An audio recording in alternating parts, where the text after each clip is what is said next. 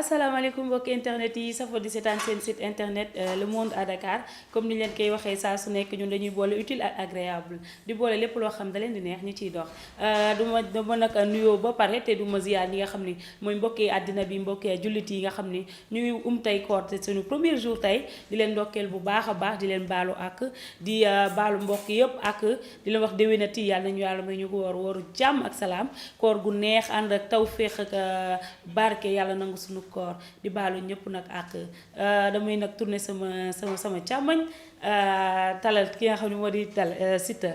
Siteu nuyu naa la. Kumbis maa lay fay. di wax auzu billaahi mina seytaani rajiim bismillaahi rahmaani rahiim. ginnaaw bi ma sant yàlla julli si yonent bi sant sama ñaari waajur di sant sama waay dëkk muy Mbuur di sant sama waay dëkk muy Mbuur di sant sama waay dëkk muy Saalom.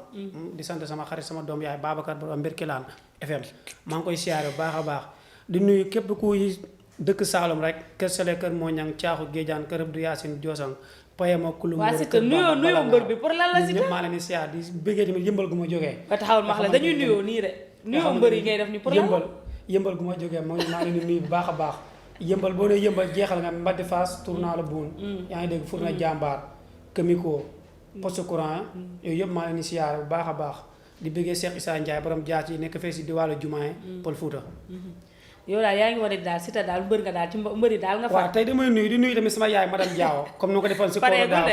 kooru daaw gi mën naa ne ba koor gi commencé ba koor gi jeex yëpp ay suppal ma doon def ay yàpp ak yu demee noonu dinaa ko madame nag fu nga tegoon sa loxo foofoor nooy bu ko bàyyee waaw man Siteu daf may faj wër na yàlla daf may faj quoi naka mu yàq naka koor gi tey Kumbis tey dama ñëw pour invité kon alfa ma sant ñoo xam ne dañuy jàppale moom nag yaa ngi sant nuyoo sa nuyoo mbër daal dama doon ñëw def sama émission mosuma sant mais tey yoon la ma santagum quoi ndax man daal maan nga dendal daal da ngay sant waaw santal gërëm bu baax a baax léegi noo dundee koor gi nga xam tey premier jour nga looy wax sa mbokk jullit yi nga xam ne tey nañu koor ñun ñëpp waaw di leen wax naa bonne fête rek nañ ko dugg nañ ko commencé si bisimilah rahmaani rahim génn ko si alhamdulilah rabbil alamin koor la yàlla moo ko santaane kuñ may ay weer ngay lekk di naan benn weer ñu la na nga ko sellal jaamu si yàlla nga xamante ni lépp lu si nekkoon sa xeetu ñaawteef yàlla da koy tënk kon weer la weer boo xam ne weeru ngëneel la mu nekk weer boo xamante ni tamit yàlla moo ko tànnal boppam boo jëlee weer yi am na si benn bis boo xamante ni ñu tuddee ko laylatul qadr mu nekk tamit bis boo xam ne bisu ngëneel la comme ni weer yi gënee si weer yooyu bis boobu noonu la gënee si bisi dañuy ñaan yàlla rek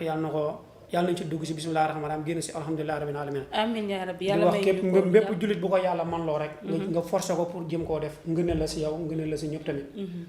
weeru koor dafa neex dafa nekk loo xam ne Sénégal moo ragal koor rek mais surtout ñi nga xam ne faaleen yeeg ñangee ni dañoo ragal koor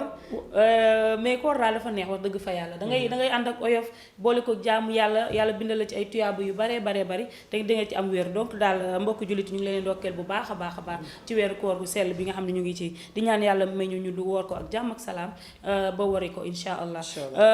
bëgg naa xam nag mbër yi naka la ñuy duggee naka la ñuy nekkee koor gi seen rythme dafay changer wala même rythme bi la ñuy yoraat ba tey waaw rythme bi dina am changement tuuti changement bi mooy da nga doon xëy di matinalo dem entraînement mais matinalo dem entraînement bi dootul amati da ngay woor boo wooree ba ngoon jot nga naan sa café lekk sa benn mburu bu yem dem entraînement boo demee ba ñëw doog a ñëw pour reer mais tamit boo mbëri tamit bu ñu demee entraînement séance de entraînement yu ñu doon def parce que tey mënoo woor journée bi lekkoo naanoo di def ay séances yu métti yi ba pare bëgg a ñëw xëyaat suba bëgg a ñëw ne da ngay wooraat loolu da lay manqué de poids mais mënu laa yokk poids da ngay dem def ay séances de entraînement maintien lay ne lundi ba mardi mercredi jeudi da ngay dem physique yeneen 2 jours si da nga dem musculation laal tuuti yaram bi pour bañ si état de forme mu dem daal mais par rapport nga topp géej gi di daw yéen daw yu métti après lu ngay ñaq si guddi gi te bëccëg gi doo ko remplir si ndox loolu lay indi problème quoi da leen di jeexal te du leen may volume quoi ok léegi ñoom dafay tax ñu mën a reposer wu waale bu baax a baax mën a jëlaat recul bu baax bu nga xam ne bu ñu reprendre dinañ amaat force wala koor gi du wàññi dara ci seen koor dina wàññi tuuti rek dina wàññi tuuti mais lu nga wax tamit dañ koy def parce que tey mënoo toog ne dama am combat après koor gi ñëw entraîné woo nga ne da ngay woor bu koor gi jeexee ñu indi la combat yi day métti mënoo woor tamit ne dama am combat weeru koor yi du ma woor loolu yaakaar naa ku ko def ku nekk boo amee ndam sax sa combat dina ma jaaxal yàlla santaane ko defoo ko nga bàyyi ba yàlla pare nga bëgg kaa ñaan yàlla may day xaw difficile est-ce que yaa ngi laajte ne leen est-ce que mbëri dinañ woor non si am na si boo gisee seen entraînement yu métti dem salle yëkkati ay poids di daw ci géej gi wala def ay entraînement yu métti yooyu noonu damay yaakaar ne àndut ak koor wala non dina am mbëri woor parce que boo xasee dog ko nu ma la ko waxee rek bu la neexee dem saal yaa moom sa yaram da nga si def loo xamante ne da lay jàpp da nga jàpp ne lii boo ñëwee di nga mën a récupérer ak moom ba du la gaañ ci biir koor gi mu mbëri dañuy entraîné am na si mbëri yoo xam ne dañuy woor nag mais du na ñëpp ñooy woor tamit parce que fépp foo dem ne comme ni ko xale yu góor yi di waxee am na ay Baye Fall maabe am na si ñoo xam ne nag kumbis nag ñu dul mbër sax na ñoo xam ne duñu woor ah non mais ñu dul moom dañuy woor na def yu dara lu leen di non am na ñoo xam ne ñu duñ mbër mais defuñu dara mais dañu woor ba ñu waxee ñoom dañ naan mënuñoo woor Baye Fall la waaw même pas Baye Fall sax mais boo waxee dañ naan la ñoom mënuñoo woor quoi ah d'accord léegi mbëri daal comme que ñi ngi doon laajte mbëri ñoom dañuy woor mais après ndogu bi la ñuy dem def seen ay entraînement maintien daal noonu ngeen ko tuddee di maintenir ba nga xam ne koor gi bu jeexee loo leen du ñu jeex et tout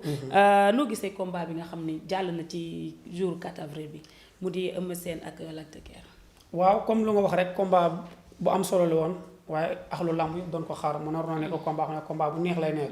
mais nu mu mujjee daal gënalul kenn neexul fan si moom waaw neexul parce que Eumeu Sène ñoo téye boppam ne du song du dóor du def dara Lac de Guiers tamit ñëw taxaw fu mu taxaw ñuy dox dem ci saaku yeeg ñëw ñu fay leen ay millions pour man daal war nañoo mën a soppi seen bëre bi ñoom ñu tuddee VIP ci kaw boo xoolee diggante Diène Kairé Modou Anta dañoo ñëw bëree ko ci ay quelques minutes mu jeex ñuy libéré seen supporters mais ñii dañoo ñëw taxaw ku nekk bañ na doo def dara nekk combat boo xam ne kenn kontaanu si ku la ne kontaanu si ku nekk rek lay wax lu ko neex mais amul kenn kuy dund làmb ku kontaan jour la 4 avril si grand combat mais boo gisee Eumeu Sène moom dafa mel ni staffam ñoo ko ni bul dem taxawal nga xaar ko mu ñëw parce que moom moo soxla waaw parce que moom la Eumeu Sène moo ko daanoon donc moom moo soxla ndam ci kaw Eumeu Sène loolu moo tax staffam Eumeu Sène dañ ñu ko ne na téye boppam taxaw parce que Eumeu Sène maa ngi gis benn interview bu mu def gars yi di ko laaj mu ne lu tax ngeen may téeloo sama bopp mënoon ngeen ma bàyyi ma bëri donc da ngay gis que ni du ci moom mais ci staffam bi nga xam ñoo nekk ci ginnaawam la dëgg la Kumbis loolu noo koy gisee ndax loolu dina arranger mbër bi wala non man nag Kumbis wax dëgg yàlla lu may faral di wax rek man ma nekkoon mbër entraîné 3 mois ñëw bu ñu ma téyel sa bopp du ma ko def wax dëgg yàlla mais tamit kaaw Eumeu Sène ba moo ko yoroon dinaa ko loolu laa koy bëreeloo mais bëree bi dina am loolu ak wutee tuuti du ma ko téyeloo sa bopp carrément mais dinaa ko téyel sa bopp boo gisee lu leer nga dem bëree ji parce que Eumeu kenn xamewu ko loolu waaw vraiment kenn xamewu ko loolu donte nag boo xoolee si ay quelques points dañoo dajee ñaari yoon Eumeu Sène daan ko benn bi dañoo bëri première fois ñu niil deuxième fois ñu bëri Eumeu Sène daan ko yaa ngi dégg Eumeu Sène bëree na ba jot roi des arènes bi Lac de Guiers bëree na ak Eumeu Sène Eumeu daan na ko ñu niil benn bi Lac de Guiers amagul roi des arènes nañ ne Lac de Guiers mooy xale Eumeu mooy mag tey yow nga waxaat ba làmb boole waa ñoo nga jël sa revanche man bu doon man maay Lac de Guiers abi day subla rek ma maamu si kawam sax mas ma tànn mais Lac de Guiers ku ne xam na ko moom day défense lay laal non combat moo ko Eumeu Sène dafa war noo bett aduna bi waaw dafa war noo bett aduna bi ñoo indi beneen coppite bu bees bu bokkut ak coppite bi mu tegee parce que yow déggu góor roi des arènes kay dégg na ko daan na la ngeen niil kon man maa soxla mais Eumeu soxlawul man maa arbitre day suble ma ñëw dox sa ko bëree la daan la man si victoire laa jógee contre maag Boy Niang moom Lac de Guiers Eumeu Sène jógee ci defet contre moom Modou Lô pression bu Eumeu Sène am Lac de Guiers amul pression boobu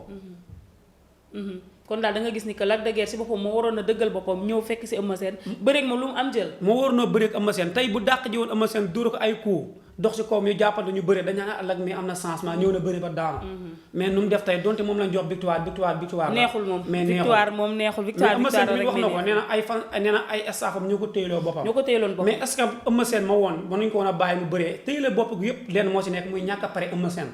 Eumeu Sène parewul si combat bi état bu mu indi Eumeu Sène bu indi woon état da nga gis Eumeu Sène day sawar da nga gis ne Eumeu Sène dafa parewul daal parewul mais est-ce que jàppuñu ko mystiquement parce que man non mystique moom mystiquement dañ ne dañ ko jàpp mystiquement moo tax Eumeu Sène boo gisee même touche am sax da ngay xam ni que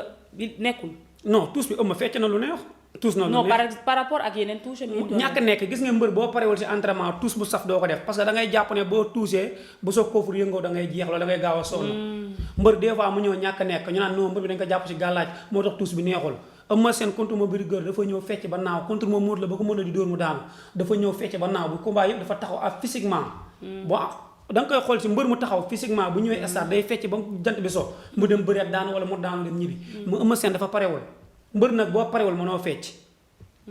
waaw dafa parewul mais Eumeu Sène ba pare woon dëgg-dëgg bi ñu ko téyelee boppam contre moom Lac de Guiers ku ne xam ne ne bëri bu si Eumeu Sène xaaju day nekk si Lac de Guiers day ñëw bëree ci kaw Lac de Guiers jàpp ko daan ko wala mu bëree moom lu mu am jël waaw vraiment mais ñàkk a perege moo tax mu téye boppam lamb jooju moom li ci nit yi doon xaar mooy lamb ju neex a neex bu am rigueur bu lamb boo xam ne dañuy ñëw gis victoire ni ci ay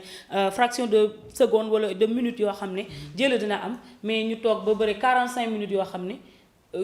am de benn changement amu si. amul si rythme bi amoon mooy taxaw ba sonn dem ci saako yi ñëwaat ci digg bi ay avertissement mooy loolu daal vraiment fans yi kontaanuñu ñi nga xam ne ñooy fans Eumeu Sène yeeg fans Lac de Guiers yi kontaanuñu vraiment mais bon dañuy ñaan yàlla rek ñu amal yeneen combat yoo xam ne dinañ ci am ndam ñoom ñaan ñëpp mais lamb ji tamit bu ñu bëree ba pare yaakaar naa ne ay nawle lañ dañoo war di saafante parce que après lamb ji Lac de Guiers mu ngi génne ay baat yu ñaaw par exemple di saaga que ni dafa bëgguma jaar ci moo bi que daf ko nangam daan ko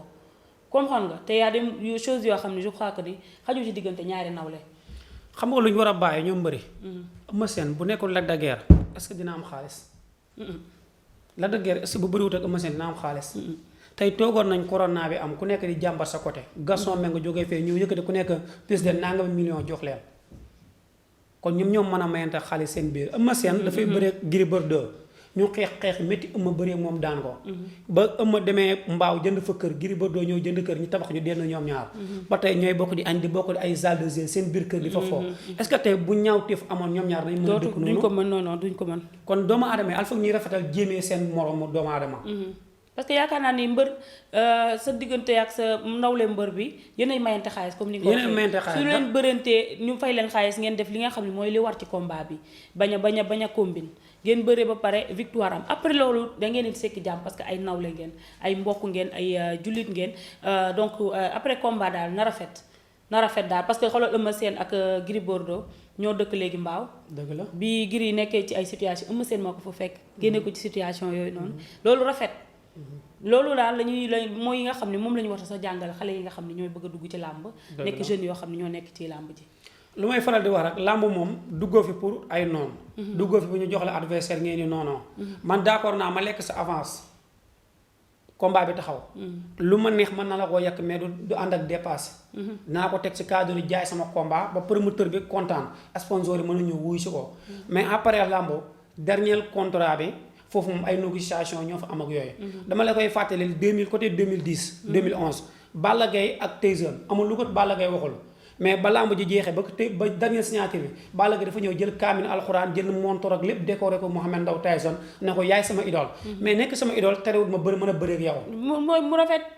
mais adduna lépp loo si gis da ngay rafetal. Sénégal tey ndam lu mu rëy mënut a génn Sénégal. mosoo dégg ñu ne doomu Éthiopien mooy bëreeg doomu Sénégal doomu Burkinabé mooy bëreeg doomu Sénégal. doomu Parcelles ak doomu Pikine ngay dégg doomu Pikine ak doomu Yëmbal. kon ñun ñëpp ñoo bokk ndey bokk baay. man pour man lamb na rafet lii xaalis la carrière la. tey boo xoolee ancien gloire yi tey bañ demee ba mu jeex tey. dañoo def benn ñoom ñëpp seen benn mouvement seen biir ancien gloire. nga xamante ni dañuy demlante di dikkalante est-ce que tey lamb bu continuer nii ay ñag saaga wante ñaga sante est-ce que ñoom génération Balla Gaye Eumeu Sène Tapha Tine ñoom Lac de Guiers tey bu ñu demee ba bàyyi bëree est-ce que ndax dinañ mën a am loolu seen biir ñoom nañ xool seen papa yi fa jaar ba pare ñoom it ndaw ñi di xool si ñoom parce que am na yoo xam ne tey bu ñu ko doxalee ñëw VIP jeunesse bu ñëwee si noonu la ñuy doxee dañuy jàpp ne lamb affaire de ñaaw teef la affaire de yoonance la noonu la ñuy continuer rek kon doon daal la ñuy ñaan yàlla lamb ji daal gën a neex li nga xam ne suñu culture la ñoo ko moomal suñu bopp vraiment lamb ji toogoon nañu xanaa at ak nangam yoo xam ni dara tëggul kenn bëréwul mais premier combat bi nii bi mu amee dafa gis ne stade bi fees kër yi dañoo fees télé yi xoolal ñëpp kontaan parce que moo nekk suñu culture boo xam ne national ñoo ko moomal suñu bopp kon gars yi dañ leen ko gën a sàmm gën koo rafetal waaye mais mbër yi nga xam ne tamit dañu nekk ci arène bi mooy mbër yu mag yi di tànn naan du ma bëree kii laay bëree loolu dootuma bëree kii comme par exemple Eumeu Sène ne dootu bëree Balla Gaye pour lan waaw kubis dama lay jox benn misaal rek nga koy xool si Ama Baldé maanaam mbër yi gën a néew xaalis si làmb moom dina si bokk ndax la bankal du bëreeg Balla Gaye du bëreeg Sa Thiès du bëreeg Lac de Guiers du bëree waat ak guy gi léegi Ama ñan lay bëreel xale yi te VIP yooyu ñoo fi nekkoon ñoo ko mën a yéegal ci kaw Ama du bëreeg Eumeu Sène bankaatal ba tey du bëreeg Boy Niang 2 yaa ngi dégg ñoo ñëpp du bëreeg ñoom rek ñoo bokk Pikine ga fële géej waaye la mu dem bootu foofu ñu ànd ñoom du bëreeg ñooñu léegi Ama Modou Lo la am Ama Baldé bu dee moo am Modou Lo moo am ndam ci kaw Modou Lo Ama kan lay bëree waatal Ama daan na Tapha Tine xanaa revanche lay jëli kon léegi Tapha Tine moo fa nekk kon léegi kan moo fa nekkaat non mais franchement nag ñooy moyet da xaalis donc dañ jël mbokk geeg xaritoo geeg doomu ndey yëpp teg ne ñu bëree ma am xaalis après ñu continuer suñu vie parce que man dama gis ne Ama Baldé bu bëri woon Lac de Guiers combat ba dina ko may xaalis mais des na tuuti pour mbër gis koo bëreel dina jafe de non day jafe parce que tamit lu ko yàq mooy coalition mbëri rek ay man dajee nañ fenn nga defal ma teraanga nangam damay xaritoog yow damay ak daw laax koy defee dafa am mbëri est-ce xëy que du na daw làqu tamit dafa am mbëri xëy na ñoo bëri daw laaxu de dama koy yërëm moom Ama Baldé man parce que ñu war a bëri mais après Ama Baldé kese Eumeu Sène fan la teg ni dootu bëreeg Balla Gaye Eumeu Sène dafa bëreeg Balla Gaye ñaari yoon taxaw ne dootul bëree Balla Gaye moom moo ko taxaw wax ko mais kii di roi ku des gis arènes dama lay wax benn affaire de Eumeu nee na du bëreeg Balla Gaye gis nga coy li si xaalis bu ko Gaston xëyoon tey dem ba ci saalam ba jël mënatu xaalis ba teg ko fa ne koy 100 millions ni yaag avance Balla Gaye bala ma fee jógee ñu négocier combat bi mu taxaw maa la wax loolu ñaata mbër fi taxaw ne dootuma bëreeg diw te ana ñu tey ba leen làmb boolee bëree waar nañ waxu mbër moom lu may wax rek waxu mbër lu si ëpp jarul dóor sa doom bàyyil ba gisal sa bët mais am na ñu ci taxaw parce que Lac de Guiers moom du bëreeg Balla Gaye waaw kooku Lac de Guiers du bëreeg waa Guédiawaye pour lan du bëreeg waaye géej waaye du bëreeg Bombardier tamit pour lan te ñoom ñoo mën a mayante xaalis ñooñu d'accord naa 100% géej waaye am na si làmb bu njëkk da ngay gis ñaar ñu bokkoon ne Abdourahmane Ndiaye Falam ak nu ma la ay ñoom Moustapha ay ñoom tubaabu jor boo xoolee seen dëkkuwaay soriwantewuñu woon ay ak maam góor gi ay ñoom faga te duñ doon bëree seen biir waaw mais jamono ji dañoo dem ba jamono joo xamante ni booy daal ak ma lay wax association yi coalition ni nga ko waxee la rek daw làqu la rek ak daw làqu yi dafa yàq lu bëri si làmb daw làqu tey boo xoolee Papa Sow parcelle ba muy bëreeg Zos bëri na ñaari yoon yaa ngi dégg tey pourquoi Garga Mbossé ñëwoon dire défense si Papa Sow pour bëreeg mag ji yaa ngi dégg Papa Sow Modou Lo bëree nañ mais léegi mënatu ñoo bëree ndax ñoo bokk coalition bi làmb booleetu leen léegi imagine lu combat yooyu yëpp si biir dara amatu si nga dem lu mel ni Tëngéej ñu ne Tëngéej kenn du bëree seen biir vraiment léegi waaye Tëngéej waaye Ndakaar rek la ñuy mën a bëreel ku amul combat waaye Ndakaar doo mën a bëreeg ñoom tamit jar naa xoolaat de mbëri nañu xoolaat ñoom ñooy wut xaalis la boo dee wut xaalis bul xool doomu ndey bul xool mbokk bul xool am di jàmm bul xool dara wutal xaalis ngeen bëree ko ci ni mu waree après bu combat bi nag yéen ngeen nekkaat seen jàmm en tout cas lu ma la mën a xamal de combat yi neex yu bëri yàqu na de yoo xamante du mën a am ci ay lan ci ay ci ay farantoo ay xaritoo non mais franchement na gars yi bëri léegi nag noo gisee li nga xam ne mooy làmbi Modou Lo beeg Ama Baldé bi waaw Modou Lo Ama làmb ju neex la de làmb la joo xamante ni jàpp nañ ne dina dekkalaat làmb comme làmb ji nu ñu koy wax ma sa fois passé xaw ma la fois passé comme làmb ji la fois passé mooy que booy jën kay rek ak wala waxoo boobu non mooy comme Eumeu Sène beeg Lac de Guiers quoi parce que waaw xam nga lamb ji am nañ si déception mais jàpp naa ne lamb ji di ñëw dinañ si am beneen mbégte moom it lu tax nga yaakaar ne dinañ am beneen lu tax ma yaakaar parce que Ama Baldé koo xam ne ndaanaan la fiiti roi des arènes lay woowee boppam depuis moom Malick Niang ba léegi def ay preuve jógee si Malick Niang daan ay Papa Sow yaa ngi dégg ay ñoom guy gi yaa ngi dégg ay Tafatine def palmarès bu set bu jaar yoon Modou nekk koo xamante ni nag mën naa ne ku ko gënal sonn si làmb mooy Balla Gaye bokk na si Balla Gaye daan na ko 2 fois benn bi 2010 la woon Balla amaat na ko bu yàggul daan ko ba mu fa jogaatee amaat na Eumeu Sène daan Eumeu Sène bëri na fee Bombardier daan ko moom it muy Modou Lo mu nekk xale boo xamante ni bañkat la Eumeu Sène dafa daan Balla Gaye ñaari yoon ñëw Modou Lo daan ko ñaari yoon Modou Lo Balla Gaye daan ko ñaari yoon moom Modou Lo matul nii mbëri mais mu nekk seen biir jaaxal leen daal nekk ci lu ndaw daal nekk ci lu ndaw loo xamante ni képp kuy bëri moom di nga sóoraale coup bi di nga sóoraale xarañce gu ci moom di nga sóoraale ndaanaal ga kon nag ñu ngi xaar làmb joo xam ne war nar naa neex daal nar naa neex muy bëree koo xamante ni papa mbër la boo ne Ama ñu la Falaye Balde nga ne Ama ñu la rakku Zil Balde la nga ne Ama ñu la doomu Paate Balde la rakk ci kii di xam ne mooy Jiina Balde sama waaja gis nga ko mu nekk xale boo xamante ni moom it ndaanaan la xale boo xamante ni xale bu gëm boppam la parce que boo xoolee Ama yoonam yàggul dara mais tey mu ngi ñëw di xëccoo kuréelu roi des arènes bi moom daal dafa rampe daal cheminé ba agsi ci mag ñi nga xam ni dañu duma leen may dara moom nekkul di ko di wut naan kii laay bëreel wala du ma bëree moom amul loolu moom Ama moom dafay ñëw jeexal dafa gëm boppam li mu ma gëm mooy man ku ma làmb booleel war naa mën a bëree moom boo xoolee moom la dëggeer taxawoon fi ne day bëree la dëggeer mag dina ko du ngeen bëree parce que sama papa nee na nangam ak nangam moom ba léegi nii bu ñu ko joxoon avance la dëggeer mu bëree moom parce que moom xoolu loolu moom daal lu mu gëm mooy làmb bu leen boolee war nañu bu leen bëree dañuy bëree te lépp lu mu gëm tamit mooy képp ku taxaw si kanam moom moo la man parce que man dama gis ne doo entraîné ba pare dem di cheminer bëreeg say morom ba yegg ci kaw ne du ma bëreeg kii parce que sama mbokk la du ma bëreeg kii parce que sama xarit la alors li nga liggéey dafay xaw a doy waat day xaw a yéeme mooy li ma la wax sànq rek moo tax man la tey ji boo demoon Chine di wuti marchandise di wuti bagage tey nga ñëw fekk jamono ay jaaro long yu fi amoon ñi ñu dépassé yooyu di indi ay yeneen xew-xewu jaaro yu bees nga dem buub long yëpp indi ko def ko ci conteneur vraiment yaakaar naa ne bu jaree da nga si ànd ak ndimbala yàlla day lambale te pourtant man roi des arènes kii di Yékini moom mbër bu nekk daan na la 3 fois te bu ko neexoon man ni man maa la daan man maa yor téye roi bi maa téye couronne bi du ma bëree teg yow mais da ku ñëw mu daan la 3 fois Balla Gaye ko daan na fi ay ñoo xam ne ay 3 fois ay 4 fois ay 2 fois alors que mu ko neexoon mu ne man maa yor couronne bi du ma bëree teg yow mais jamono boobu noonu ba muy daan Balla Gaye numéro 1 di daan ay Bombardier 2 fois 3. waaw ay Gris Bordeaux. waaw yaa ngi dégg ay Mohamed Ndao Tyson. boobu làmb génération boobu ñoo fi nekkoon. kumba làmb dafa jot il est temps. ñu bàyyi bippe bi tey def appel direct. déggal li ñu lan bàyyi bippe bi tey def appel direct. xam nga luy bippe bi. combat revanche dañ cee sonn. man d'accorduma woon Eumeu Sène ak Lac de Guiers bii ñu tëkk dëkk d'accorduma woon. Eumeu Sène dafa jógee si Modou Lo am défaite dama jëli Yékini Junior nga jox ko Eumeu Sène Lac de Guiers. yaa ngi mais est-ce que Yékini Junior tamit def na lu tax mu war a bëri si Yékini Junior ndaanaa la mu ngi seen parcours ba kay Eumeu Sène man tam bañ Yékini Junior ba jamono ji ñuy wax.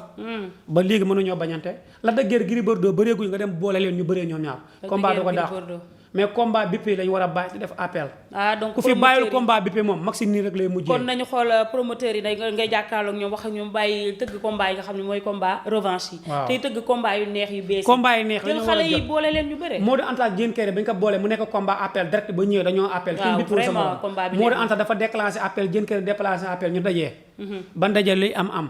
Diène Kairé am communication ba jàll Diène Kairé dem ñibbi. dégg nga loolu mais tey ba ñu indee combat bippé Eumeu Sène ba mu bippé. tombeek la de guerre di bippé dañ fa bippé wante ba heure ba seen kër da jeex rek.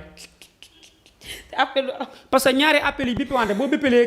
tey bu ma bippé. ma dem bay décroché nga coupé. ma lekk si tuuti ma bippé wala nga dem bay décroché ma coupé wala. mënu ñu fa nekkee ñoom ñaar li ñu bëgg a wax dañuy jékki-jékki sa 50 francs yi day jeex. maa la ko wax li ñu bëgg a wax duñ ko wax donc daal mbokk promoteurs yi mbokk axlu làmb yëpp la ñuy ñaan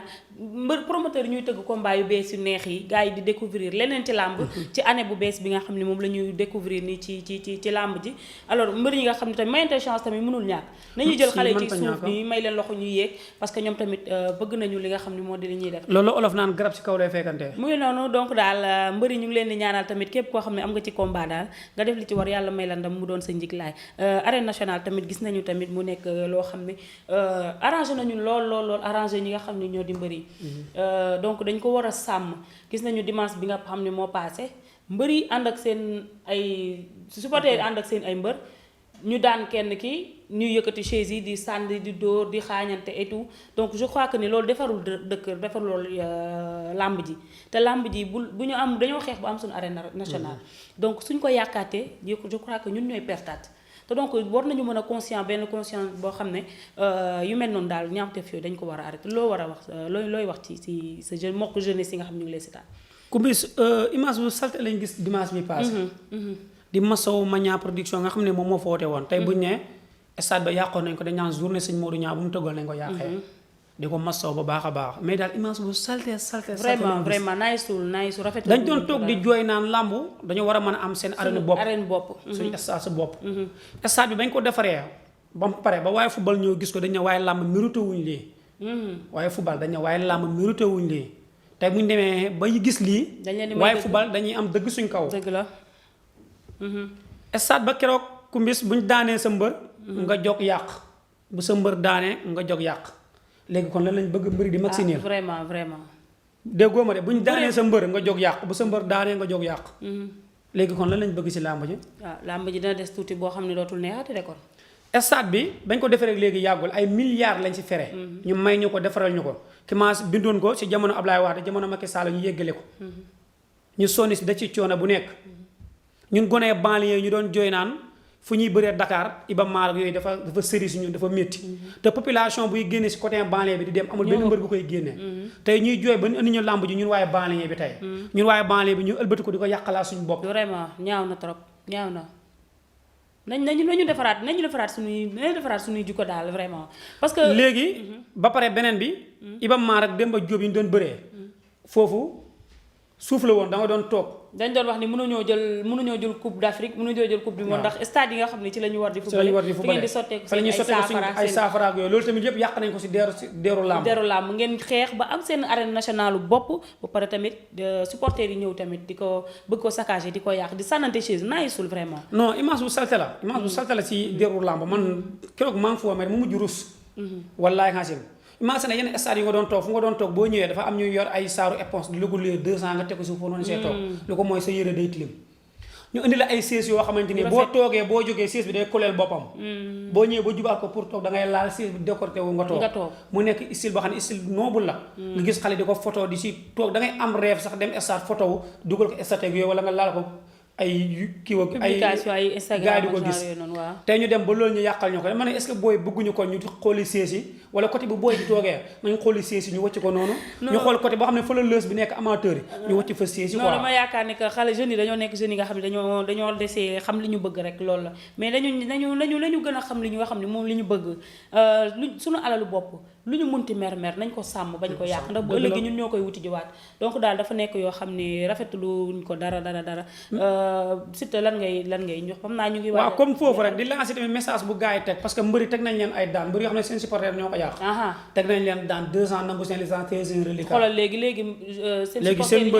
ñoo leen teg loolu te yow nga ne man Siteu laay supporter ànd ak Siteu dem yàqal ko ba Siteu na toog ñaari at dootul bëree Siteu yaakaaroon yow bëggoo Siteu kon yow bëggoo ko reliquat am ba ñu jël ko téye ko fa loolu yëpp coono la boo xamante ni coono bu métti la mais tamit loolu je crois que ni yar la boo xam ne dina tax yeneen mbër yi seen supporter yi te président bi wax na ko instant bi dafa am ay caméra surveillance am na ñu si identifié ba ñu ngi leen di jàpp te képp ku ñu si jàpp di nga am problème képp koo xam ne yàq nga siis caméra bi jël la fu nga nekk dañ ñëw ba foofu jëli la te bu ko defee di nga am problème te problème bépp boo mënta am na nga ko wéetoo mu nu may ñaax waaye làmb mbër yi ñu fi teg daan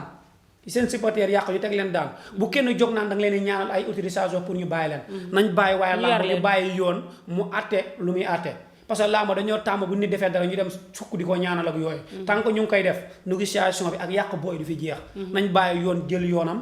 ku si nekk xam foofu féetoo mais comme que ay daan am na ci rek dina tax ba yeneen mbër yi nga xam ne dañu ànd ak seen ay supporters balaa ñoo ñëw dinañ yedd seen ay supporters ba bu ndam amee wala ñu am défaite sax dinañu mën a maîtriser seen bopp bu ñu dee kontaan ñu kontaan ci fair play bu ñu daanoo bu ñu amee défaite tamit ñu mën a fair play rek tamit ba xam ne du ñu def benn saccage du ñu yàq dara donc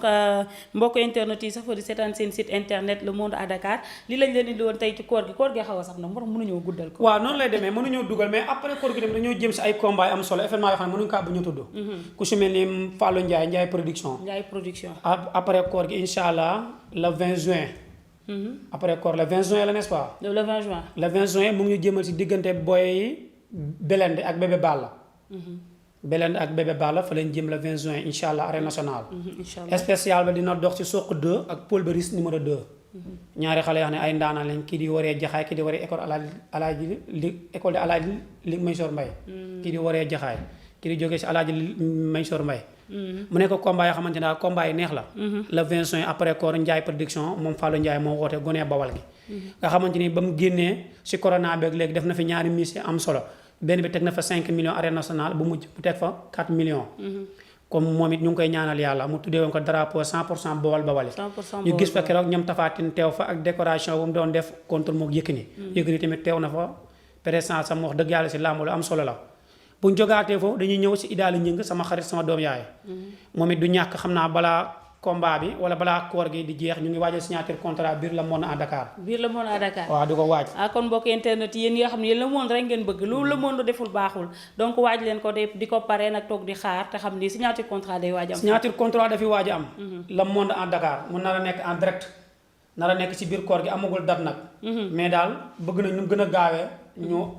amal signature contrat bi incha allah grand combat bi dina dox si diggante Dab Daan ak Dab Daan ak Mbaytin Junior mooy dox si diggante grand combat bi beneen combat bi Ronald 2 la ak Koña numéro 2 ak Koña numéro 2 moom mi nekk combat boo xam ne àdduna yëpp ñu ngi koy bàyyi xel ku si mel ni Tekk Jël moom it dina fi teew ak Réparé numéro 2 tournoi bu yi daal di doon tëgg ñëpp di cooso axlu lamp naka la def ba taxawal ko mooy Albarka Kayre ak Caatu Kayre Albarka Kayre dina fi teew moom it incha allah rabbi Caatu Daawda Fall ak Yankaw loolu dina rëy de dinañ fi teew non signature boo xam ne ni signature bu neex lay nekk non Le Monde kon keroog boobaa moom xam naa ay entrée la ñuy def Albarka Kayre Kaw Gourdin mooy mu nekk combat xamante àdduna yëpp moom la ñuy coow loolu yëpp daal biir Le Monde à Dakar la nar a amee di wax promoteurs yi comme nu ko Idaali ñi ngi defee daal wàccee ma journée pour ñu ànd liggéey si yéen promoteurs yëpp ñu ngi leen di woo bil na ñëpp suñu porte Le Monde à Dakar ci biir koor gi ñu dañuy continuer def suñu émission dañuy continuer di invité ay mbër ñuy waxtaan ak ñoom képp ko am sa affiche sa combat boo war a jàllale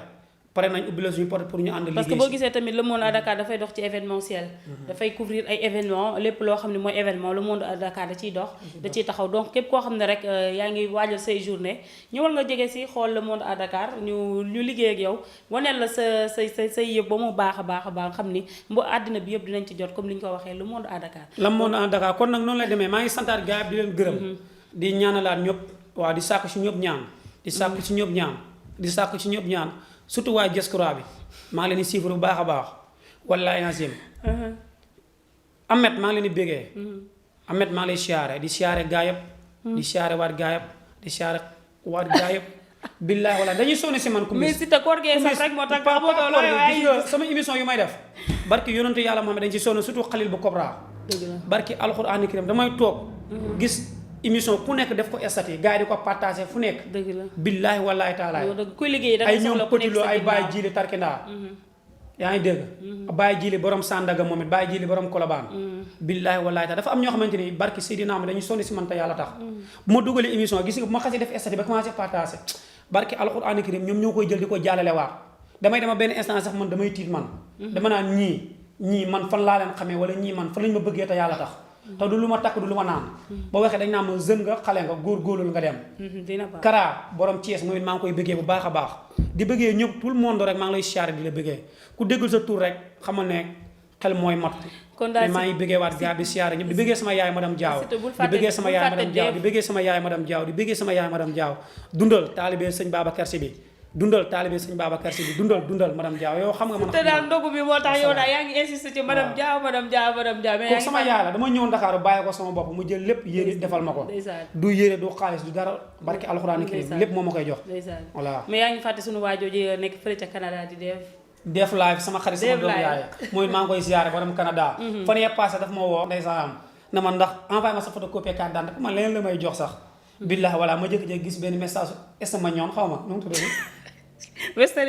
ma ñoon mu nekk 140 000 mooy maa ngi koy ziaré baax waaw léegi yow Dev yaa def loolu te yow si tey itam nga war dangaa war mafia bi non waruma xam nga rek dañu tolloon situation waaw baax na léegi yow Dev kon baax na si te bi weer na fi mais bon ñu ngi lay nuyu foofu ca Canada kooku di Dev Canada ñu ngi lay nuyu bu baax a baax nuyu waa Canada yëpp mbokk internet yi loolu lañ amoon fii tey loo xam loolu lañ ko waxtaan ak yéen di leen jox dig daje ba fan yu néew insha allahu rabbi ñu ñëwaat comme ni ko Siteu waxee dinañ fi am benn signature contrat bu mag a mag fii ci le monde à Dakar donc toog leen di ko xaar te xam ni lu neex la nar a doon lu rëy la nar a doon tey nag